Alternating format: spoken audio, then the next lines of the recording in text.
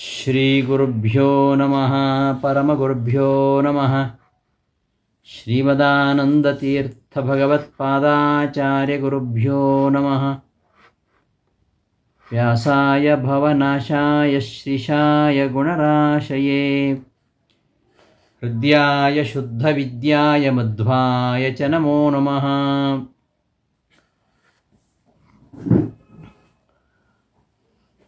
ಅಭ್ರಮಂ ಭಂಗರಹಿತಂ ಅಜಡಂ ವಿಮಲಂ ಸದಾ ಆನಂದತೀರ್ಥಮತುಲಂ ಭಜೆ ತಾಪತ್ರಯಾಪಹಂ. ಶ್ರೀಮತೋ ರಾಘವೇಂದ್ರಸ್ಯ ನಮಾಮಿ ಪದಪಂಕಜೇ ಕಾಮಿತಾಶೇಷಕಲ್ಯಾಣಕಲನಾಕಲ್ಪಪಾದಪೋ ಅಜ್ಞಾನತಿಮಿರಚ್ಛೇದಂ ಬುದ್ಧಿಸಂಪತ್ಪ್ರದಾಯಕಂ ವಿಜ್ಞಾನವಿಮಲಂ ಶಾಂತಂ ವಿಜಯಾಖ್ಯಗುರುಂ ಭಜೆ. ತಪಸ್ವಾಧ್ಯಾಯಶುಶ್ರೂಷಾ ಕೃಷ್ಣಪೂಜಾರತಂ ಮುನಿಂ ವಿಶ್ವೇಶಮಿಷ್ಟದಂ ವಂದೇ ಪರಿವ್ರಾಟ್ ಚಕ್ರವರ್ತಿನಂ. ಶ್ರೀ ಗುರುಭ್ಯೋ ನಮಃ. ಆತ್ಮೀಯರೇ, ಗೀತಾವಿವೃತ್ತಿ ಪಾಠಕ್ಕೆ ಸುಸ್ವಾಗತ. ಭಗವದ್ಗೀತೆಯ 16ನೇ ಅಧ್ಯಾಯ. ಪರಮಾತ್ಮ ದೈವಿ ಸಂಪತ್ತು, ಆಸುರಿ ಸಂಪತ್ತು ಇವುಗಳ ಬಗ್ಗೆ ವಿವರಣೆಯನ್ನು ಈ ಅಧ್ಯಾಯದಲ್ಲಿ ನೀಡ್ತಾ ಇದ್ದಾನೆ. ಮೊದಲು ದೈವಿ ಸಂಪತ್ತುಗಳ ಬಗ್ಗೆ 3 ಶ್ಲೋಕಗಳಲ್ಲಿ ನಿರೂಪಣೆ ಮಾಡ್ತಾ ಇದ್ದಾನೆ. ಅದು 2ನೇ ಶ್ಲೋಕದಲ್ಲಿ ಅಹಿಂಸಾ ಸತ್ಯಮಕ್ರೋಧ ತ್ಯಾಗ ಶಾಂತಿರಪೈಶುನಂ ದಯಾಭೂತಿಶ್ವಲೋಲುಪ್ತ್ವಂ ಮಾರ್ದವಂ ಹ್ರೀಹಿ ಅಚಾಪಲಂ. ಇವುಗಳಲ್ಲಿ ಅಹಿಂಸಾ ಅಂದರೆ ಏನು? ಅಹಿಂಸಾ ಅಂದರೆ ಪರಪ್ರಾಣ ಅವಿಯೋಜನಂ ಎಂಬುದಾಗಿ ರಾಯರು ಬರೀತಾರೆ. ಪರರನ್ನು ಕೊಲ್ಲದೇ ಇರುವುದು ಮಾತ್ರ ಅಹಿಂಸೆ ಅಲ್ಲ. ಅಹಿಂಸೆಯ ನಾನಾ ಮುಖಗಳನ್ನು ನಾವು ನೋಡ್ಬೋದು. ಹಿಂಸೆ ಯಾವತ್ತೂ ಮಾಡಬಾರ್ದು ಅಂತ, ಯಾವ ಪ್ರಾಣಿಗಳನ್ನು ಹಿಂಸಬಾರ್ದು. ಮಾಹಿಂಸ್ಯಾತ್ ಸರ್ವಭೂತಾನಿ, ಯಾವ ಪ್ರಾಣಿಗಳಿಗೂ ಹಿಂಸೆ ಕೊಡಬಾರ್ದು. ಅಹಿಂಸಾ ಪರಮೋ ಧರ್ಮ, ಅಹಿಂಸೆಯೇ ಶ್ರೇಷ್ಠವಾಗಿರತಕ್ಕಂತಹ ಧರ್ಮ ಎಂಬುದಾಗಿ ಮಹಾಭಾರತದಲ್ಲಿ ಹೇಳಿದ್ದಾರೆ. ವೇದದಲ್ಲಿ ಕೂಡ ಬರುತ್ತೆ ಅದು, ಮಾಹಿಂಸ್ಯಾತ್ ಸರ್ವಭೂತಾನಿ. ಆಚಾರ್ಯರು ಇದಕ್ಕೆ, ಅಹಿಂಸಾ ಅನ್ನೋದಕ್ಕೆ ಮತ್ತೊಂದು ವ್ಯಾಖ್ಯಾನವನ್ನು ನೀಡ್ತಾರೆ. ಅಹಿಂಸಾ ನಾಮ ಅಸಾಧು ಹಿಂಸಾ. ಅಹಿಂಸಾ ಅಂದರೆ ಅಸಾಧುಗಳನ್ನು ಹಿಂಸಿಸುವುದೇ ಅಹಿಂಸೆ ಅಂತ. ಯಾರು ಸಾಧುಗಳಲ್ಲೋ ಅವರನ್ನು ಹಿಂಸಿಸುವುದು ಅದು ಅಹಿಂಸೆ ಅಂತ ವ್ಯಾಖ್ಯಾನಿಸ್ತಾರೆ. ಆಮೇಲೆ ನಾವು ಯಾರಿಗೂ ಹಿಂಸೆ ಮಾಡಬಾರ್ದು. ಆಮೇಲೆ ನಮಗೂ ಬೇರೆಯವರಿಂದ ಹಿಂಸೆ ಆಗಬಾರ್ದು. ನಮ್ಮ ಶತ್ರುಗಳಿಂದ ನಮಗೆ ಹಿಂಸೆ ಆಗಬಾರ್ದು. ನಮ್ಮ ಶತ್ರುಗಳು ಯಾರು? ನಮ್ಮ ಶತ್ರುಗಳು ಹಿಂದಿನ ಉಪನ್ಯಾಸದಲ್ಲಿ ಹೇಳಿದ ಹಾಗೆ ಅರಿಷಡ್ ವರ್ಗ, 6 ಜನ ಶತ್ರುಗಳಿದ್ದಾರೆ. ಆ ಶತ್ರುಗಳು ನಮ್ಮನ್ನು ಹಿಂಸಿಸ್ತಾ ಇರ್ತವೆ. ಅವುಗಳು ಹಿಂಸಿಸದಂತೆ ಮಾಡುವಂಥದ್ದು ಕೂಡ ಅಹಿಂಸಾ. ಕಾಮವೆಂಬ ಹೆಚ್ಚಿನ ಕಾಡ್ಗಿಚ್ಚೊಂದು ಕಡೆಯಲೆನ್ನ ಸುಡುತ್ತಲಿದೆ. ಕಾಮವೆಂಬ ಹೆಚ್ಚಿನ ಕಾಡ್ಗಿಚ್ಚೊಂದು ಕಡೆಯಲೆನ್ನ ಸುಡುತ್ತಲಿದೆ. ಕ್ರೋಧವೆಂಬ ಹೆಬ್ಬುಲಿ ಹಸಿದು ಬಂದು ತಡೆಯಲೆನ್ನ ತಿನ್ನುತ್ತಲಿದೆ. ಲೋಭವೆಂಬ ಮಹಾರಕ್ಕಸನೊಂದು ಕಡೆಯಲೆನ್ನ ಹೀರುತ್ತಲಿದ್ದಾನೆ. ಮೋಹವೆಂಬ ಕಗ್ಗತ್ತಲೆಯು ದಿಕ್ಕು ದೆಸೆ ಏನೂ ತಿಳಿಯದಿವೆ. ಮದವೆಂಬ ಮದದ ಸೊಕ್ಕಿದ ಕಾಡಾನೆ ಒಂದು ಕಡೆಯಲ್ಲೇನೆ ಸೀಳುತ್ತಲಿದೆ. ಮತ್ಸರವೆಂಬ ಮಹಾವಿಷದ ಚೇಳೊಂದು ಕಡೆಯಲೆನ್ನ ಊರುತ್ತಲಿದೆ. ಈ ಪರಿಭವವೆಂಬ ಅಡವಿಯಲ್ಲಿ ನಾನಾ ಪರಿಯ ಶತ್ರುಗಳ ಒಳಗಾದೆ. ಶ್ರೀಪತಿ ಪರಮದಯಾನಿಧೆ ದೀನನಾಥ ಎನ್ನ ಒಡೆಯ ರಕ್ಷಿಸು ಶ್ರೀಕೃಷ್ಣ ಅಂತ ವ್ಯಾಸರಾಜರು ಕಾಮಕ್ರೋಧಾದಿಗಳು ಹೇಗೆ ಮನುಷ್ಯರನ್ನು ಹಿಂಸಿಸ್ತಾ ಇವೆ ಎಂಬುದನ್ನು ಬಹಳ ಮಾರ್ಮಿಕವಾಗಿ ಹೇಳ್ತಾರೆ. ಇಂತಹ ಕಾಮಕ್ರೋಧಾದಿಗಳಿಗೆ ತಮ್ಮನ್ನು ಹಿಂಸಿಸದಂತೆ ಹಿಂಸಿಸದೆ ಇರುವಂತೆ ಮಾಡೋದುಂಟಲ್ಲ, ಅದು ಪರಮ ಅಹಿಂಸೆ. ಅಹಿಂಸೆ ಅಂದರೆ ಈ 6 ಕಾಮಕ್ರೋಧಾದಿ ಶತ್ರುಗಳು ನಮ್ಮನ್ನು ಹಿಂಸಿಸದಂತೆ ಮಾಡುವುದೇ ಪರಮ ಅಹಿಂಸೆ. ಹಾದಿಯಾಗದೋ ಕಾಣೆ, ಹಾದಿಯಾಗದೋ ಕಾಣೋ ವೈಕುಂಠಕ್ಕೆ ಕ್ರೋಧವನ್ನು ತೊರೆಯದೆ ಆಚರಣೆ ಮಾಡಿದರು. ಏನೇ ಆಚರಣೆ ಮಾಡಿದರೂ ಕೂಡ ಕ್ರೋಧವನ್ನು ತೊರೆಯದೆ ಹೋದರೆ ವೈಕುಂಠಕ್ಕೆ ಹಾದಿಯೇ ಇಲ್ಲ ಅಂತ ವಿಜಯದಾಸರು ಹೇಳ್ತಾರೆ. ಅರಿಷಡ್ವರ್ಗಗಳ ದಮನ ಮಾಡಯ್ಯ ವೇಗ, ಪರಿಮಿತಿ ಇಲ್ಲದ ದುರಿತ ದೋಷವನಕ್ಕೆ ಪರಶು ನಿನ್ನ ನಾಮ ಗೋಪಾಲ ವಿಠಲ ಎಂಬುದಾಗಿ ಗೋಪಾಲದಾಸರು ಅರಿಷಡ್ವರ್ಗಗಳನ್ನು ದಮನ ಮಾಡುವಂಥ ಪರಮಾತ್ಮನಲ್ಲಿ ಕೇಳ್ಕೊಳ್ತಾರೆ. ಅವುಗಳ ಕಾಟ ತಡಲಿಕ್ಕೆ ಆಗ್ತಾ ಇಲ್ಲ. ಪರಿಮಿತಿ ಇಲ್ಲದ ದುರಿತ ದೋಷವನಕ್ಕೆ, ಪರಿಮಿತಿ ಇಲ್ಲದ ದುರಿತ ಪಾಪಗಳೆಂಬ ವನ ಕಾಡು, ಅದನ್ನು ಕಡಿಯತಕ್ಕಂತಹ ಕೊಡಲಿ ನಿನ್ನ ನಾಮ ಎಂಬುದಾಗಿ ಗೋಪಾಲದಾಸರು ಹೇಳ್ತಾರೆ.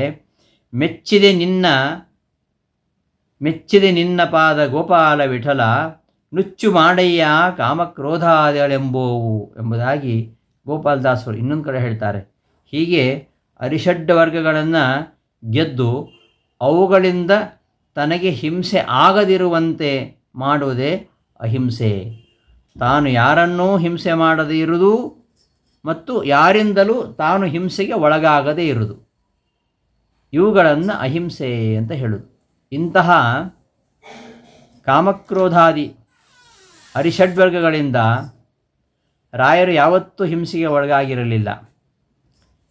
ಅವುಗಳನ್ನು ಗೆದ್ದವರು ಮಾತ್ರವಲ್ಲದೆ ತನ್ನನ್ನು ಸ್ತೋತ್ರ ಮಾಡತಕ್ಕಂಥ ಭಕ್ತರಿಗೂ ಈ ಅರಿಷಡ್ವರ್ಗಗಳನ್ನು ದೂರ ಮಾಡಿ ಅನುಗ್ರಹ ಮಾಡತಕ್ಕಂತಹ ಸಾಮರ್ಥ್ಯ ರಾಘವೇಂದ್ರ ಗುರು ಸಾರ್ವಭೌಮರಿಗೆ ಇದೆ. ಇದು ಅಹಿಂಸೆ. ಅಹಿಂಸೆ ಅಂದರೆ ಸುಮ್ಮನೆ ಹಿಂಸೆ ಮಾಡದೇ ಇರುವುದೇ ಅಹಿಂಸೆ ಅಲ್ಲ, ಇನ್ನೊಬ್ಬರಿಗೆ ಹಿಂಸೆ ಮಾಡದೇ ಇರುವುದು ಅಹಿಂಸೆ. ನಾವು ಸಹ ಇನ್ನೊಬ್ಬರಿಂದ ಹಿಂಸೆಗೆ ಒಳಗಾಗದೇ ಇರುವುದು ಅದು ಕೂಡ ಅಹಿಂಸೆ ಎಂಬುದಾಗಿ ಹೇಳ್ತಾರೆ. ಈ ಕಾಮಕ್ರೋಧಾದಿಗಳು ಈ ಹಿಂಸಿಸದಂತೆ ಮಾಡುವುದೇ ಅಹಿಂಸೆ. ಈ ಕಾಮ ಎಂಬುದು ದೊಡ್ಡ ಶತ್ರು. ಅದು ನಮ್ಮ ಮನಸ್ಸು ಬುದ್ಧಿಗಳನ್ನು ಆಕ್ರಮಿಸಿದಾಗ ಮನುಷ್ಯನಿಗೆ ಜ್ಞಾನವೇ ಬರುವುದಿಲ್ಲ. ಒಂದು ವೇಳೆ ಪೂರ್ವಜನ್ಮಗಳ ಪುಣ್ಯದಿಂದ ಆ ಜ್ಞಾನ ಹುಟ್ಟಿದರೂ ಅವನಿಗೆ ಯಥಾರ್ಥ ಜ್ಞಾನ ಅವರಿಂದ ದೂರವಾಗುವಂತೆ ಮಾಡಿ ಜ್ಞಾನವನ್ನು ಪ್ರತಿಬಂಧಿಸಿ ಅಪರೋಕ್ಷ ಜ್ಞಾನ ಹುಟ್ಟದಂತೆ ಮಾಡುತ್ತದೆ ಈ ಕಾಮ. ಈ ಕಾಮ ಈ ಜ್ಞಾನಿ, ಕಿಂಚಿಜ್ಞಾನಿ, ಅಜ್ಞಾನಿ. ಒಬ್ಬ ಜ್ಞಾನಿ, ಕಿಂಚಿಜ್ಞಾನಿ, ಸ್ವಲ್ಪ ತಿಳ್ಕೊಂಡಿದ್ದಾನೆ. ಒಬ್ಬ ಜ್ಞಾನಿ, ಇನ್ನೊಬ್ಬ ಕಿಂಚಿಜ್ಞಾನಿ, ಸ್ವಲ್ಪ ಇನ್ನೊಬ್ಬ ಅಜ್ಞಾನಿ. ಈ ಜ್ಞಾನಿ, ಕಿಂಚಿಜ್ಞಾನಿ, ಅಜ್ಞಾನಿ ಇವರ ಮನಸ್ಸು ಬುದ್ಧಿಗಳನ್ನು ಆವರಿಸಿ ಅವರನ್ನು ಹೇಗೆ ಹಿಂಸೆ ಮಾಡ್ತವೆ ಇವುಗಳು ಎಂಬುದನ್ನು ಒಂದು ಉದಾಹರಣೆ ಮೂಲಕವಾಗಿ ನಾವು ನೋಡೋಣ. ಒಂದು ಊರಿನಲ್ಲಿ 3 ವ್ಯಾಪಾರಿಗಳಿದ್ದರು. ಅವರಲ್ಲಿ ಒಬ್ಬ ವ್ಯಾಪಾರಿ ರಾಜನ ಕೃಪೆಗೆ ಪಾತ್ರನಾಗಿದ್ದ. ಇನ್ನೊಬ್ಬ ರಾಜನ ವಿಶೇಷ ಕೃಪೆಗೆ ಪಾತ್ರನಾಗದೇ ಇದ್ದರೂ ಕೂಡ ರಾಜನಿಗೆ ಅವನ ಬಗ್ಗೆ ದ್ವೇಷ ಇಲ್ಲ, ನಿರ್ಲಿಪ್ತ. ಮೊದಲನೆಯವನು ರಾಜನ ಕೃಪೆಗೆ ಪಾತ್ರನಾಗಿದ್ದಾನೆ. ಎರಡನೆಯವನು ರಾಜನ ಕೃಪೆಗೆ ಪಾತ್ರವಾಗದೇ ಇದ್ದರೂ ಕೂಡ ರಾಜನಿಗೆ ಅವನ ಬಗ್ಗೆ ದ್ವೇಷ ಏನೂ ಇಲ್ಲ. ಇನ್ನು 3ನೆಯ ವ್ಯಾಪಾರಿ ಅವನು ಯಾವತ್ತೂ ರಾಜನ ಕೃಪೆಗೆ ಸರ್ವಥಾ ಪಾತ್ರನಾಗಿರಲಿಲ್ಲ. ಈ 3 ವ್ಯಾಪಾರಿಗಳನ್ನು ದೋಚಲಿಕ್ಕೆ ಆ ಊರಿಗೆ 3 ಕಳ್ಳರು ಬರ್ತಾರಂತೆ. 3 ಕಳ್ಳರು ಬಂದರು. ಈ ವ್ಯಾಪಾರಿಗಳಿಗೂ ರಾಜನಿಗೂ ಇರತಕ್ಕಂಥ ಸಂಬಂಧಗಳನ್ನು ತಿಳ್ಕೊಂಡ್ರು ಅವರು. ಕಳ್ಳರ ಮುಖಂಡ ಮೊದಲನೇ ವ್ಯಾಪಾರಿಯ ಜೊತೆಯಲ್ಲಿ ಮಿತ್ರತೆಯನ್ನು ಬೆಳೆಸಿಕೊಂಡ. ರಾಜನಿಗಿಂತ ತಾನೇ ಹೆಚ್ಚಿನ ಉಪಕಾರಿ ಎಂಬ ವಿಶ್ವಾಸವನ್ನು ಹುಟ್ಟಿಸಿದ. ಯಾವ ವ್ಯಾಪಾರಿ ರಾಜನಿಗೆ ಅತ್ಯಂತ ಪ್ರೀತಿ ಪಾತ್ರನಾಗಿದ್ನೋ ಅಂತಹ ವ್ಯಾಪಾರಿಯ ಬಳಿಗೆ ಬಂದು ಅವನ ಜೊತೆ ಮಿತ್ರತ್ವವನ್ನು ಗಳಿಸಿಕೊಂಡು ರಾಜನಿಗಿಂತ ತಾನೇ ಹೆಚ್ಚು ಉಪಕಾರ ಮಾಡುತ್ತೇನೆ ಎಂಬ ವಿಶ್ವಾಸವನ್ನು ಹುಟ್ಟಿಸಿದ. ವ್ಯಾಪಾರಿಗೂ ರಾಜನಿಗೂ ಸಂಬಂಧವನ್ನು ಉಂಟು ಮಾಡತಕ್ಕಂತಹ ಮಿತ್ರನನ್ನು, ರಾಜನಿಗೂ ವ್ಯಾಪಾರಿಗೂ ಒಂದು ಸಂಬಂಧ ಕಲ್ಪಿಸ್ತಕ್ಕಂಥ ಒಬ್ಬ ಮಿತ್ರ ಇದ್ದಾನೆ, ಅವನನ್ನು ಬಂಧನದಲ್ಲಿಟ್ಬಿಟ್ಟು ರಾಜನ ವಿರುದ್ಧ ಚಾಡಿಗಳನ್ನು ಹೇಳಿ ಅವನ ಹತ್ತಿರ ಹೋದರೆ ಹಾನಿ ಆದೀತು ಅಂತ ಹೆದರಿಸಿ ಅವನ ಹತ್ತಿರ ಹೋಗದಂತೆ ಮಾಡಿದ. ಇದು ಮೊದಲೇ ವ್ಯಾಪಾರಿ ಕಥೆ. ಆ ಮೊದಲೇ ವ್ಯಾಪಾರಿಯ ಹತ್ತಿರ ಕಳ್ಳ ಬಂದು ಮಾಡಿದ್ದಿದು. ಏನು ಮಾಡಿದ? ಮೈತ್ರಿ ಬೆಳೆಸಿದ. ತಾನು ರಾಜನಿಗಿಂತಲೂ ಹೆಚ್ಚು ಉಪಕಾರಿ ಅಂತ ವಿಶ್ವಾಸ ಹುಟ್ಟಿಸಿದ. ರಾಜನ ಬಗ್ಗೆ ವ್ಯಾಪಾರಿಗೂ ರಾಜನಿಗೂ ಆ ಸಂಬಂಧ ಉಂಟು ಮಾಡತಕ್ಕಂತಹ ಮಿತ್ರನಿದ್ದಾನಲ್ಲ, ಅವನನ್ನು ಬಂಧನದಲ್ಲಿಟ್ಟ. ರಾಜನ ವಿರುದ್ಧ ಚಾಡಿ ಮಾತುಗಳನ್ನು ಹೇಳಿ ಅವನ ಹತ್ತಿರ ಹೋದರೆ ಹಾನಿಯಾದೀತು ಅಂತ ಅಂಜಿಸಿ ಅವನ ಹತ್ತಿರ ಹೋಗದಂತೆ ಮಾಡಿದ. ಯಾವಾಗ ವ್ಯಾಪಾರಿಯು ತನಗೆ ಪೂರ್ಣ ವಶನಾಗಿದ್ದಾನೆ ಅಂತೇಳಿತೋ ಆಗ ಅವನನ್ನು ಪೀಡಿಸಿ ಅವನ ಸಂಪತ್ತನ್ನು ದೋಚಲಾರಂಭಿಸಿದ. ಇದು ಮುಂದೆ ಒಂದು ದಿವಸ ಗೊತ್ತಾಯಿತು ವ್ಯಾಪಾರಿಗೆ. ವ್ಯಾಪಾರಿ ಕಣ್ಣು ತೆರೆಸಿತು. ಅಷ್ಟರಲ್ಲಿ ಅವನ ಮಿತ್ರ, ಆ ಮಿತ್ರನು ಬಂಧನದಿಂದ ಮುಕ್ತನಾಗಿ ಇಬ್ಬರೂ ರಾಜನಿಗೆ ಕಳ್ಳನ ವಿಷಯವನ್ನು ತಿಳಿಸಿದರು. ರಾಜ ಆ ಕಳ್ಳನನ್ನು ಶಿಕ್ಷಿಸಲಿಕ್ಕೆ ಹೊರಟಾಗ ಸುದ್ದಿ ತಿಳಿದಂತಹ ಕಳ್ಳ ವ್ಯಾಪಾರಿಯನ್ನು ಬಿಟ್ಟು ಓಡಿ ಹೋದ ಅಂತ. ಇದು ಒಬ್ಬ ವ್ಯಾಪಾರಿಯ ಕಥೆ. ಇದೇ ರೀತಿ ಎರಡನೇ ವ್ಯಾಪಾರಿ, ಆ ಎರಡನೇ ವ್ಯಾಪಾರಿ ಜೊತೆಯಲ್ಲಿಯೂ ಕೂಡ ಹೀಗೆ ವಂಚಿಸಿದ. ತನ್ನ ಸಹಕಾರಿಗಳ ಜೊತೆಯಲ್ಲಿ ಅವನನ್ನು ದೋಚುವಾಗ, ಎರಡನೇ ವ್ಯಾಪಾರಿಯನ್ನು ದೋಚುವಾಗ ಆ ವ್ಯಾಪಾರಿ ಈ ಸುದ್ದಿಯನ್ನು ರಾಜನಿಗೆ ತಿಳಿಸು ಸ್ವಲ್ಪ ವಿಳಂಬ ಆಯಿತು. ಅವನು ಸ್ವಲ್ಪ ಎರಡನೇವನು ನಿರ್ಲಿಪ್ತ, ರಾಜನಿಗೆ ಇವನ ಬಗ್ಗೆ ದ್ವೇಷ ಇಲ್ಲ, ಅಂಥ ಪ್ರೀತಿ ಇಲ್ಲ. ಯಾವಾಗ ಈ ಸಹಕಾರಿಗಳ ಜೊತೆಯಲ್ಲಿ ಈ ಎರಡನೇ ವ್ಯಾಪಾರಿಯನ್ನು ದೋಚಲಿಕ್ಕೆ ಶುರು ಮಾಡಿದ್ನೋ ಆಗ ಆ ಸುದ್ದಿಯನ್ನು ರಾಜನಿಗೆ ತಿಳಿಸ್ಬೇಕಿತ್ತು. ಅವನು ಸ್ವಲ್ಪ ವಿಳಂಬ ಆಯಿತು. ಮತ್ತು ರಾಜನಿಗೆ ಇವನ ಮೇಲೆ ವಿಶೇಷ ಕೃಪೆ ಇಲ್ಲಲ್ಲ. ಹಾಗಾಗಿ ರಾಜ ಏನು ಮಾಡಿದ, ಕಳ್ಳರನ್ನು ಹಿಡಲಿಕ್ಕೆ ಸೈನಿಕರನ್ನು ಕಳಿಸುವ ವಿಷಯದಲ್ಲಿ ಸ್ವಲ್ಪ ಉದಾಸೀನ ಮಾಡಿದ. ಕೊನೆಗೆ ಕಳಿಸಬೇಕು ಅಂತ ನಿಶ್ಚಯ ಮಾಡಿದ. ಸರಿ, ಅವರೆಲ್ಲ ಹೋಗಿ ಅವನನ್ನು ಹಿಡಲಿಕ್ಕೆ ಹೊರಟಾಗ ಸಾಕಷ್ಟು ಸಮಯ ಇದೆ ಅಂತೇಳಿದ ಕಳ್ಳರು ಏನು ಮಾಡಿದರು, ಎರಡನೇ ವ್ಯಾಪಾರಿಯನ್ನು ಸಾಕಷ್ಟು ಸುಲಿದು ಅಕಸ್ಮಾತ್ತಾಗಿ ಆ ಕಡೆಗೆ ಬರತಕ್ಕಂತಹ ರಾಜಭಟರನ್ನು ಕಂಡು ಓಡಿ ಹೋಗಿಬಿಟ್ರು. ಇದು ಎರಡನೇ ವ್ಯಾಪಾರಿಯ ಕಥೆ. ಇನ್ನು ಮೂರನೇ ವ್ಯಾಪಾರಿಯ ಕಥೆ. ಮೂರನೇ ವ್ಯಾಪಾರಿಗೆ ರಾಜನಲ್ಲಿ ವಿಶ್ವಾಸ ಇಲ್ಲ, ರಾಜನ ಮೇಲೆ ಪ್ರೀತಿ ಇಲ್ಲ, ವಿಶ್ವಾಸ ಇಲ್ಲ. ರಾಜನು ಅವನ ಬಗ್ಗೆ ಉದಾಸೀನಾಗಿದ್ದಾನೆ. ಇದು ಗೊತ್ತಾಯಿತು ಆ ಕಳ್ಳನಿಗೆ. ಹಾಗಾಗಿ ಅವ ತನ್ನ ಅನುಚರರೊಂದಿಗೆ ಹೋಗಿ ಆತನನ್ನು ಪೂರ್ತಿಯಾಗಿ ದೋಚಿದ. ಹೀಗೆ ಒಬ್ಬನೇ ಕಳ್ಳ ಒಬ್ಬ ವ್ಯಾಪಾರಿ ಹತ್ರ ಹೋದ. ರಾಜನು ಅವನಿಗೆ ಒಳ್ಳೆಯ ಸಂಬಂಧ ತಿಳ್ಕೊಂಡ. ಆ ರಾಜನನ್ನು ಅವರಿಂದ ಬೇರ್ಪಡಿಸಲಿಕ್ಕೆ ನೋಡಿ ಅದಕ್ಕೆ ಬೇಕಾದ ಉಪಾಯ ಮಾಡಿದ. ಇನ್ನು ರಾಜ ದೂರವಾಗಿದ್ದಾನೆ ಅಂತ ಗೊತ್ತಾದ ಮೇಲೆ ಅವನನ್ನು ದೋಚಿಕೊಂಡು ಹೋದ. ಮೊದಲನೇ ವ್ಯಾಪಾರಿ ಕಥೆ. ಎರಡನೇ ವ್ಯಾಪಾರಿ, ಆ ಶತ್ರು ತನ್ನ ಸಹಕಾರಿ ಜೊತೆ ಅವನನ್ನು ದೋಚುವಾಗ ವ್ಯಾಪಾರಿ ಈ ಸುದ್ದಿಯನ್ನು ರಾಜನಿಗೆ ತಿಳಿಸಲಿಲ್ಲ. ಸ್ವಲ್ಪ ತಡ ಆಯಿತು.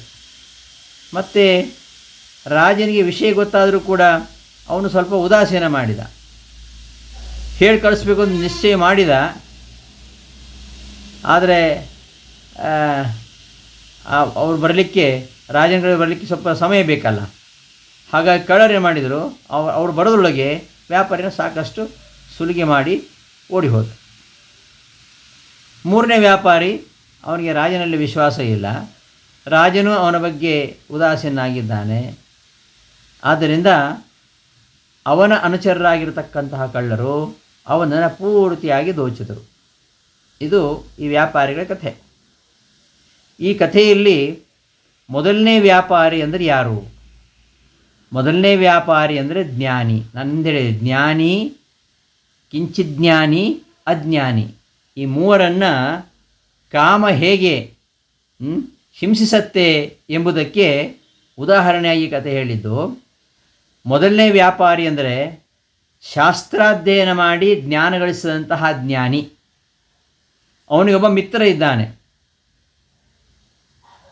ರಾಜ ಮತ್ತು ಆ ವ್ಯಾಪಾರಿಯ ಮಧ್ಯದಲ್ಲಿ ಅವರಿಬ್ಬರ ಒಂದು ಸಂಬಂಧ ಕಲ್ಪಿಸ್ತಕ್ಕಂತಹ ಒಬ್ಬ ಮಿತ್ರ ಇದ್ದಾನೆ. ಯಾರು ಆ ಮಿತ್ರ ಅಂದರೆ ಗುರು. ರಾಜ ಅಂದರೆ ಯಾರು? ದೇವರು. ದೇವರೇ ರಾಜ. ಆ ದೇವರಿಗೂ ಈ ಜ್ಞಾನಿಗೂ ಮಧ್ಯದಲ್ಲಿ ಸಂಬಂಧ ಕಲ್ಪಿಸ್ತಕ್ಕಂತಹ ಮಿತ್ರ ಅಂದರೆ ಗುರು. ಈ ದೇವರ ಕೃಪೆಗೆ ಪಾತ್ರನಾಗಿರ್ತಕ್ಕಂತಹ ಜ್ಞಾನಿಯನ್ನು ಒಬ್ಬ ಕಳ್ಳ ದೋಚಲಿಕ್ಕೆ ಬಂದ. ಈ ಜ್ಞಾನಿಯನ್ನು ಇವನು ದೇವರ ಕೃಪೆಗೆ ಪಾತ್ರನಾಗಿದ್ದಾನೆ. ಇವನ ಬಳಿಯಲ್ಲಿ ಒಬ್ಬ ಒಳ್ಳೆ ಮಿತ್ರರಿದ್ದಾನೆ, ಗುರು ಎಂಬ ಮಿತ್ರ ಇದ್ದಾನೆ. ಇಂತಹ ಜ್ಞಾನಿಯ ಬಳಿ ಕಳ್ಳ ಬಂದ. ಯಾವ ಕಳ್ಳ? ಕಾಮನೆಂಬ ಕಳ್ಳ ದೋಚಲಿಕ್ಕೆ ಬಂದ. ಹಾಗಾಗಿ ಅವ ಬಂದು ಕ್ರಮವಾಗಿ ವಿಷಯ ಸಂಘಗಳೆಂಬ ಉಡುಗೊರೆಗಳನ್ನು ಕೊಟ್ಟು ತನ್ನ ವಶನನ್ನಾಗಿ ಮಾಡಿಕೊಳ್ತಾನೆ. ಸಂಘದ ಮುಖಾಂತರವಾಗಿ ಆ ಜ್ಞಾನಿ ಕಾಮೋಶನಾದ ಮೇಲೆ ಕೆಲವು ಸಮಯ ಏನು ಮಾಡ್ತಾನೆ? ಗುರುವಿನಿಂದ, ಮಿತ್ರನಾಗಿರ್ತಕ್ಕಂತಹ ಗುರುವಿನಿಂದ ದೂರ ಆಗ್ತಾನೆ. ಕಾಮವಶನಾಗಿರ್ತಕ್ಕಂಥವನು ಗುರುವಿನಿಂದ ದೂರ ಆಗ್ತಾನೆ ಮತ್ತು ರಾಜನಿಂದ ಅರ್ಥಾತ್ ದೇವರಿಂದ ದೂರ ಆಗ್ತಾನೆ. ಮತ್ತು ಕಾಮದಿಂದಾಗಿ ಅವ ದಾರಿ ತಪ್ಪಿ ತನ್ನ ಸದ್ಗುಣಗಳನ್ನು ಬಲಿಕೊಟ್ಟು ಬಿಡ್ತಾನೆ. ನಾವು ಯಯಾತಿ ಕಥೆಯನ್ನು ಕೇಳಿದ್ದೇವೆ, ಸೌಭರಿ ಕಥೆಗಳನ್ನು ಕೇಳಿದ್ದೇವೆ. ಕಾಮನನ್ನು, ಆ ಕಾಮ ತನ್ನನ್ನು ಬಲೆ ತೆಗೆದುಕೊಳ್ತಾ ಇರೋದನ್ನು ತಿಳಿದಾಕ್ಷಣ ಮಿತ್ರ ಅವನನ್ನು ಬಿಡುವುದಿಲ್ಲ. ಆದರೆ ಆ ಮಿತ್ರನಾಗಿರತಕ್ಕಂಥ ಗುರು ಹಾಗೂ ರಾಜನಾಗಿರತಕ್ಕಂಥ ಪರಮಾತ್ಮ ಅವರನ್ನು ಬೇಗ ಆಶ್ರಯಿಸ್ತಾನೆ ಜ್ಞಾನಿಯಾದವ. ಆಗ ಅವರಿಬ್ಬರು, ಗುರು ಹಾಗೂ ದೇವರು, ಅವರು ಆ ಕಳ್ಳನಿಂದ ರಕ್ಷಣೆ ಮಾಡ್ತಾರೆ. ಈ ಕಾಮನೆಂಬ ಕಳ್ಳ ಅವ ಬೇಗನೆ ಓಡಿ ಹೋಗ್ತಾನೆ. ಯಾವಾಗ ಈ ಮಿತ್ರನಾಗಿರ್ತಕ್ಕಂತಹ ಗುರು, ರಾಜನಾಗಿರ್ತಕ್ಕಂತಹ ದೇವರು ಇವರಿಂದ ದೂರ ಆದರೆ ಅವ ಜೀವನದಲ್ಲಿ ಕಷ್ಟಪಡ್ತಾನೆ. ಇದು ಮೊದಲನೇ ವ್ಯಾಪಾರಿ ಅಂದರೆ ಇವನು. ಎರಡನೇ ವ್ಯಾಪಾರಿ ಅಂದರೆ ಅವನು ಅಲ್ಪಜ್ಞಾನಿ. ಇವನಿಗೆ ಕಾಮು ತನ್ನನ್ನು ಹಾಳು ಮಾಡುತ್ತೆ ಅಂತ ಗೊತ್ತಾಗಲಿಕ್ಕೆ ಸ್ವಲ್ಪ ಟೈಮ್ ಹಿಡಿಯುತ್ತೆ. ಅಜ್ಞಾನಿ ಅವನು, ಅಲ್ಪಜ್ಞಾನಿ. ಜ್ಞಾನಿ ಗೊತ್ತು, ಆದ್ದರಿಂದ ಅವನು ಯಾವತ್ತೂ ತನ್ನ ಮಿತ್ರನನ್ನು ಬಿಡುವುದಿಲ್ಲ.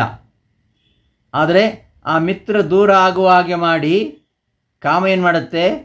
ಆ ಮಿತ್ರನನ್ನು, ಶತ್ರು ಆ ಮಿತ್ರನನ್ನು ದೂರ ಮಾಡಿ ಮತ್ತು ರಾಜನಿಗೂ ವ್ಯಾಪಾರಿಗೂ ಸಂಬಂಧ ಕಲ್ಪಿಸ್ತಕ್ಕಂತಹ ಮಿತ್ರನನ್ನು ದೂರ ಮಾಡಿ, ಆಮೇಲೆ ರಾಜನಿಂದಲೂ ಆ ವ್ಯಾಪಾರಿನ ದೂರ ಮಾಡಿ ಆ ಕಳ್ಳ ಆ ಸೊತ್ತನ್ನೆಲ್ಲ ದೋಚುವ ಹಾಗೆ ಕಾಮ ಏನು ಮಾಡುತ್ತೆ ಅಂದರೆ ಈ ಮಿತ್ರನಾಗಿರ್ತಕ್ಕಂತಹ ಗುರುವನ್ನು ದೂರ ಮಾಡುತ್ತೆ ಹಾಗೂ ನಮ್ಮನ್ನು ಯಾವಾಗಲೂ ಕಾಯ್ತಕ್ಕಂತಹ ಪರಮಾತ್ಮನನ್ನು ದೂರ ಮಾಡುತ್ತೆ.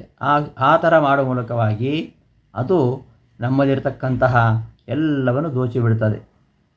ಎರಡನೇ ವ್ಯಾಪಾರಿ ಅಂದರೆ ಅಲ್ಪಜ್ಞಾನಿ.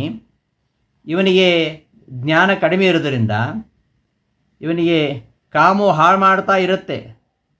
ಅದು ಗೊತ್ತಾಗತ್ತೆ, ನಿಧಾನವಾಗಿ ಗೊತ್ತಾಗತ್ತೆ, ವಿಳಂಬವಾಗಿ ಅದು ಗೊತ್ತಾಗತ್ತೆ. ಹಾಗಾಗಿ ಏನು ಮಾಡ್ತಾನೆ? ಆ ವ್ಯಾಪಾರಿ ಕಳ್ಳ ತನ್ನನ್ನು ಪೀಡಿಸ್ತಾ ಇದ್ದಾನೆ ಅಂತಾಗುವಾಗ ಅವನು ನಿಧಾನವಾಗಿ ರಾಜನಿಗೆ ತಿಳಿಸ್ತಾನೆ. ಆದರೆ ರಾಜನಿಗೆ ಆ ವ್ಯಾಪಾರಿ ಮೇಲೆ ವಿಶೇಷ ಕೃಪೆ ಇಲ್ಲಲ್ಲ. ಹಾಗೆಯೇ ಅಕಸ್ಮಾತ್ ಅವ ರಾಜನಿಗೆ ಅರ್ಥಾತ್ ದೇವರಿಗೆ ಶರಣಾಗತನಾಗ್ತಾನೆ. ದೇವರಾಗ ಇವನ ಬಗ್ಗೆ ಉದಾಸೀನ ತಾಳಬಹುದು. ಯಾಕೆ? ಇವನು ಅಲ್ಪಜ್ಞಾನಿ ಆದ್ದರಿಂದ ಪರಮಾತ್ಮನಿಗೆ ಇವನ ಬಗ್ಗೆ ಉದಾಸೀನ. ಆಮೇಲೆ ಬಹುಕಾಲದ ನಂತರ ಅನುಗ್ರಹಿಸಿ ಆ ಕಾಮವನ್ನು ದೂರ ಮಾಡ್ತಾನೆ. ಇನ್ನು ಈ ಕಾಮ ಎಂಬುದು ಹೇಗೆ ಆವರಿಸುತ್ತೆ ಎಂಬುದನ್ನು ಅದು ಮುಂದೆ ಬರುತ್ತೆ, ಇದೇ ಅಧ್ಯಾಯದಲ್ಲಿ ಮುಂದೆ ಬರುತ್ತೆ. ಧೂಮೇ ನಾಹುರ್ಯತೆ ವನ್ನಿಹಿ ಅಂತ ಶ್ಲೋಕದಲ್ಲಿ ಬರ್ತದೆ, ಅದು ಬಂದಾಗ ಹೇಳ್ತೇನೆ. ಇನ್ನು ಮೂರನೇ ವ್ಯಾಪಾರಿ ಅಂದರೆ ಯಾರು ಇಲ್ಲಿ ಅಂದರೆ ಅಜ್ಞಾನಿ. ಇವನಿಗೆ ಜ್ಞಾನ ಇಲ್ಲ. ಆ ಮೂರನೆಯವನಿಗೆ ಅವನು ಯಾವತ್ತೂ ಮೂರನೆಯ ವ್ಯಾಪಾರಿ ಇದ್ದಾನಲ್ಲ, ಅವನಿಗೆ ರಾಜನ ಮೇಲೆ ವಿಶ್ವಾಸವಿಲ್ಲ, ಮತ್ತು ರಾಜನು ಅಷ್ಟೇ ಅವನ ಬಗ್ಗೆ ಉದಾಸೀನ. ಹಾಗೆಯೇ ಈ ಅಜ್ಞಾನಿ ಅವರಿಗೆ ಪರಮಾತ್ಮನಲ್ಲಿ ವಿಶ್ವಾಸ ಇಲ್ಲ, ಮತ್ತು ಪರಮಾತ್ಮನಿಗೂ ಅವನ ಬಗ್ಗೆ ಉದಾಸೀನ. ಅವ ಅಜ್ಞಾನಿ ಆದ್ದರಿಂದ. ಹಾಗಾಗಿ ಇವನನ್ನು ಬೇಗ ಕಾಮ ಆವರಿಸಿಬಿಡ್ತದೆ. ಆವರಿಸಿ ಅದು ಅವನನ್ನು ದೋಚುತ್ತದೆ. ಅರ್ಥಾತ್ ಅವನಿಗೆ ಜ್ಞಾನವೇ ಇರುವುದಿಲ್ಲ. ಕಾಮವು ತನ್ನನ್ನು ಪೂರ್ಣ ದೋಚಿ ತಾನಾಗಿಯೇ ಹೊರಟು ಹೋದ ಮೇಲೆ ಅದರಿಂದ ಮುಕ್ತನಾಗಿ ಇವ ಇನ್ನೊಂದು ಬಂಧನದಲ್ಲಿ ಮತ್ತೆ ಸಂಸಾರದಲ್ಲಿ ಬೀಳ್ತಾನೆ. ಹೀಗೆ ಕಾಮವು ಹೇಗೆ ಈ ಮನುಷ್ಯನನ್ನು ಅದು ಯಾವ ರೀತಿಯಲ್ಲಿ ಅವನ ಜೀವನದಲ್ಲಿ ಅದು ಹಿಂಸೆಯನ್ನು ಪೀಡೆಯನ್ನು ಕೊಡುತ್ತೆ ಎಂಬುದನ್ನು ತಿಳ್ಕೊಳ್ಬೇಕು. ಈ ಕಾಮ ಈ ಇದುಂಟಲ್ಲ, ಥೋಲ್ಬೇನ ಆವೃತ ಗರ್ಭ, ಉಲ್ಬ ಅಂದರೆ ಗರ್ಭದ ಆವರಣ. ಆ ಗರ್ಭದ ಆವರಣವು ಗರ್ಭವನ್ನು ಆವರಿಸುವಂತೆ ಈ ಕಾಮ ಎಂಬುದು ಆವರಿಸುತ್ತೆ. ಗರ್ಭಕ್ಕೆ ಆ ಉಲ್ಬವು ಆವರಿಸಿಕೊಂಡು ಪೀಡಿಸ್ತಾ ಇರ್ತದೆ. ಆದರೆ ಅದರ ಜ್ಞಾನ ಇಲ್ಲದೆ ಅಲ್ಲೇ ಇದ್ದು ಕಷ್ಟಪಡ್ತಾ ಇರ್ತದೆ ಜೀವ. ಕೊನೆಗೆ ಭಗವತ್ ಪ್ರೇರಣೆಯಿಂದ ತಾನಾಗಿ ಹೊರಟು ಹೋದ ಮೇಲೆ ಆ ಗರ್ಭಗತನಾಗಿರ್ತಕ್ಕಂಥ ಅಜ್ಞಾನಿ ಜೀವಿ ಸಂಸಾರ ಬಂಧನದಲ್ಲಿ ಮತ್ತೆ ಮತ್ತೆ ಸಿಲ್ಕೊಳ್ತಾನೆ. ಈ ಕಾಮ ಜ್ಞಾನಿ, ಕಿಂಚಿಜ್ಞಾನಿ, ಅಜ್ಞಾನಿ ಇವುಗಳನ್ನು ಅವು ಹೇಗೆ ಆಕ್ರಮಿಸಿ ಹಿಂಸೆಯನ್ನು ಕೊಡುತ್ತೆ ಎಂಬುದನ್ನು ಈ ಒಂದು ಕಥೆ ಮೂಲಕ ನೋಡ್ಬೋದು. ಹೀಗೆ ಕಾಮಕ್ರೋಧಾದಿಗಳಿಂದ ನಾವು ಹಿಂಸೆಗೆ ಒಳಗಾಗಬಾರ್ದು. ಕಾಮ ಹಾಗೆ, ಕ್ರೋಧ ಹಾಗೆ. ಕ್ರೋಧ ಅನ್ನೋದು ಜೀವನವನ್ನು ಆವರಿಸಲು ಏನಾಗತ್ತೆ ಅಂದರೆ ಆ ವ್ಯಕ್ತಿ ವಿವೇಕವನ್ನು ಕಳೆದುಕೊಳ್ತಾನೆ. ಸಸದ್ವಿವೇಕವನ್ನು ಕಳೆದುಕೊಂಡು ಬಾಯಿಗೆ ಬಂದಂತೆ ಗುರು ಹಿರಿಯರನ್ನು ಲೆಕ್ಕಿಸದೆ ಬೊಗಳ್ತಾ ಇರ್ತಾನೆ. ಕೈಯಲ್ಲಿದ್ದ ವಸ್ತು ಅದು ಯಾವುದು ಅಂತ ವಿಚಾರ ಮಾಡೋದಿಲ್ಲ, ಅದನ್ನು ಮರೆತು ಹೊಡಿತಾನೆ. ಹೀಗೆಲ್ಲ ಆಗತ್ತೆ. ಇದೆಲ್ಲ ಹಿಂಸೆ ಅಲ್ವೇ? ಕಾಮಕ್ರೋಧಾದಿಗಳಿದ್ದರೆ ಮನುಷ್ಯನಿಗೆ ಜೀವನದಲ್ಲಿ ಎಷ್ಟು ಹಿಂಸೆ ನೋಡಿ. ಅದರಿಂದ ಈ ಹಿಂಸಾಕರವಾಗಿರತಕ್ಕಂತಹ ಕಾಮಕ್ರೋಧಾದಿಗಳ ಬಲೆಯಲ್ಲಿ ಬೀಳದೆ ಅವುಗಳು ತಮಗೆ ಹಿಂಸೆ ಆಗದಂತೆ ಪ್ರಯತ್ನ ಮಾಡಿದ ಸಾಧಕ ಅವ ಅಹಿಂಸೆ ಎಂಬ ಧರ್ಮವನ್ನು ಪಾಲಿಸಿ ಬುದ್ಧಿವಂತನಾಗ್ತಾನೆ. ಇದು ನಿಜವಾದ ಅಹಿಂಸೆ. ಪರರನ್ನು ಹಿಂಸದೇ ಇರುವುದು ಅಹಿಂಸೆ. ಇದು ಸಾಮಾನ್ಯವಾದ ಅರ್ಥ. ಅಹಿಂಸಾ ಪರಮಧರ್ಮ ಅಂತ ಹೇಳಿದ್ದಾರೆ. ಕಾಮಕ್ರೋಧಾದಿಗಳ ತ್ಯಾಗದಿಂದ ತಾನಾಗಿಯೇ ತನ್ನನ್ನು ಪರಿಪಾಲಿಸಿಕೊಳ್ಳುವಂಥದ್ದು. ಈ ಕಾಮಕ್ರೋಧಾದಿಗಳೇ ಪರರನ್ನು ಹಿಂಸಲಿಕ್ಕೆ ಪ್ರವೃತ್ತರನ್ನಾಗಿ ಮಾಡ್ತವೆ. ಮತ್ತು ತನ್ನನ್ನು ಆವರಿಸದಂತೆ ನೋಡಿಕೊಂಡಾಗ ಸ್ವಹಿಂಸೆ ಪರಹಿಂಸೆ ಎರಡೂ ನಿವೃತ್ತವಾಗಿ ಸ್ವಾಭಾವಿಕ ಅಹಿಂಸಾ ಧರ್ಮ ಅದು ಪರಿಪಾಲಿತವಾಗುತ್ತೆ. ಹೀಗೆ ಕಾಮಕ್ರೋಧಾದಿಗಳ ವಶನಾಗಿ ಅವುಗಳಿಂದ ಜೀವ ಹಿಂಸೆ ಪಡ್ತಾ ಇದ್ದಾನೆ. ಅವ ಯಾವತ್ತೂ ಸಾಧನೆ ಮಾಡಲಿಕ್ಕೆ ಸಾಧ್ಯ ಇಲ್ಲ.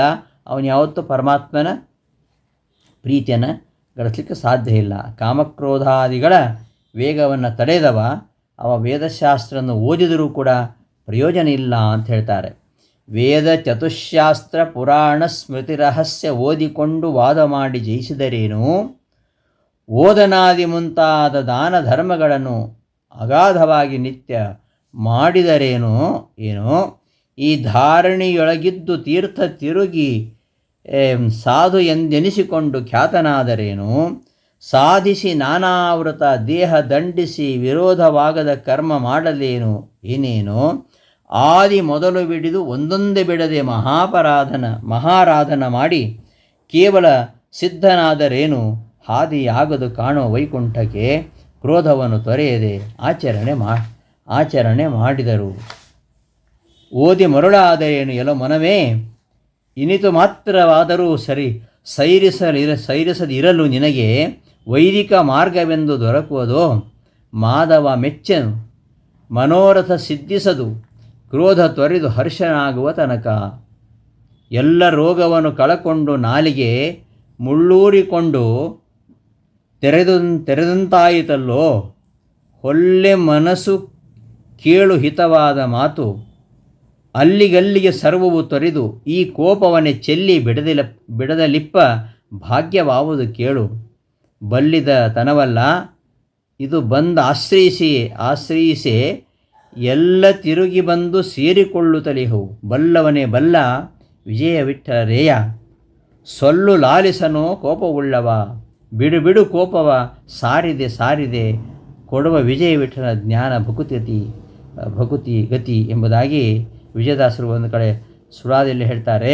ಕಾಮನ ಬಾಧೆಯಿಂದ ಬಿಡಿಸು ಅಂತ ಕೇಳ್ಕೊಳ್ತಾರೆ. ಕಾಮನ ಬಾಧೆಯನ್ನು ತಾಳಲಾರದೆ, ಅವರಿಗೆ ಕಾಮನ ಬಾಧೆ ಇಲ್ಲ, ನಮ್ಮಂತಹವರ ದೃಷ್ಟಿಯನ್ನಿಟ್ಟುಕೊಂಡು ಹೇಳಿದ್ದು ವಾದಿರಾಜರು. ಕಾಮನ ಬಾಧೆಯನ್ನು ತಾಳಲಾರದೆ ಕಂಡ ಕಾಮಿನಿಯರನ್ನು ಕೂಡಿ ನೇಮ ನಿಷ್ಠೆಯ ಬಿಟ್ಟು ನಿನ್ನನ್ನು ಭಜಿಸದೆ ಪಾಮರನಾದೆನೋ ಹಯವದನ. ಹೀನ ಗುಣಗಳನ್ನು ಹಯಮುಖ ದೇವನೇ ನೀನೆಣಿಸದಲೆ ಕಾಯೋ. ಜ್ಞಾನಿಗಳ ಅರಸನೆ ದಯವಿಟ್ಟು ನಿನ್ನನ್ನೇ ಧ್ಯಾನಿಸುವಂತೆ ಮಾಡೋ ಹಯವದನ ಎಂಬುದಾಗಿ ವಾದಿರಾಜರು ಕಾಮನ ಬಾಧೆಗೆ ಒಳಗಾದ ನಮ್ಮನ್ನು ಬಿಡಿಸು ಅಂತ ಕೇಳ್ಕೊಳ್ತಾರೆ. ಹೀಗೆ ಕಾಮನ ಬಾಧೆಗೆ ಒಳಗಾಗದೆ ನಮ್ಮನ್ನು ನಾವು